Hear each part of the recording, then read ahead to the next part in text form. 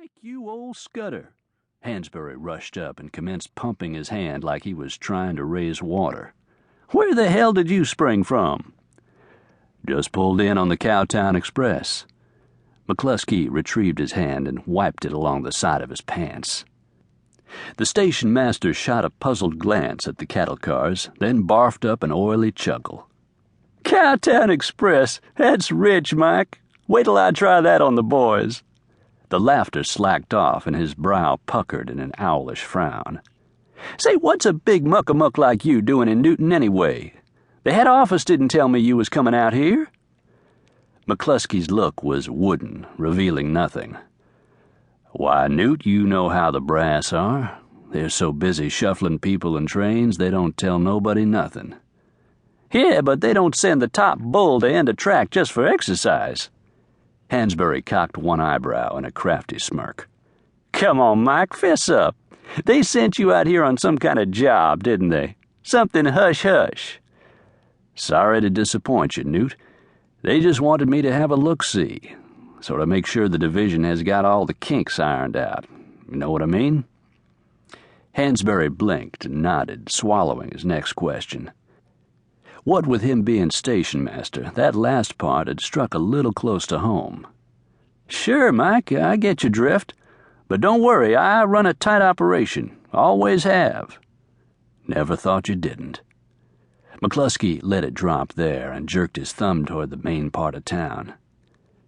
What's the lowdown on this dump? Anything happened I ought to know about? Well, I ain't seen Jesse James around town, if that's what you mean. Of course, I don't guess the likes of him would go in for robbing cattle cars anyway. Not likely. That wasn't what I was driving at, though. Anybody tried to set himself up as the kingfish yet?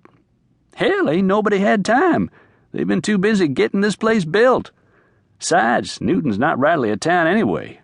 Wichita's the county seat, and this here's just a township. Won't never be nothing else, neither. Leastways till somebody proves it's on the map to stay. So I heard. The station master gave him a guarded look. Yeah, I guess you would have. Don't suppose there's much that gets past you boys at the head office. McCluskie let the question slip past. What about law? They got anybody riding herd on the trail hands?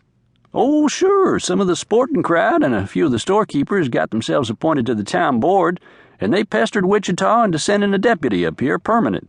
Good thing they did, too. Otherwise, them Texans would have hoorah'd this place clean down to the ground. This law dog, he anybody I know? Sorta doubt it. Name's Tonk Hazeltine. Some folks say he's a breed, but he don't look like no Injun I ever saw. Queer kind of bird, though. Acts like he just drunk some green rot gut and didn't care much for the taste. Don't think I ever heard of him.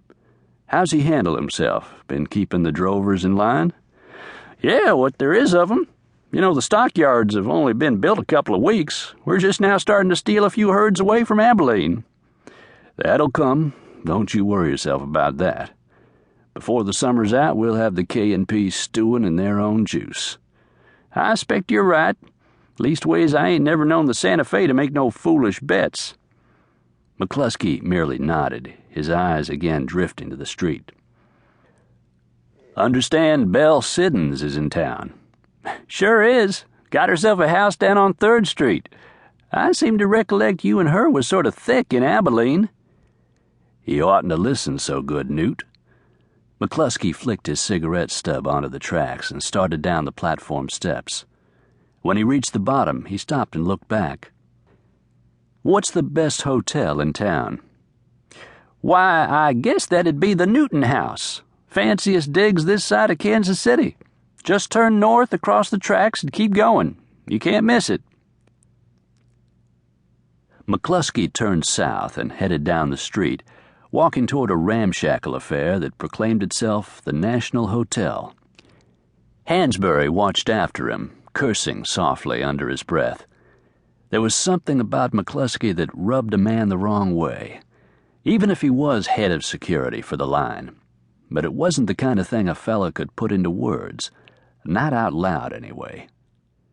McCluskie had a certain Gaelic charm about him, with a square jaw and a humorous mouth that was about half covered.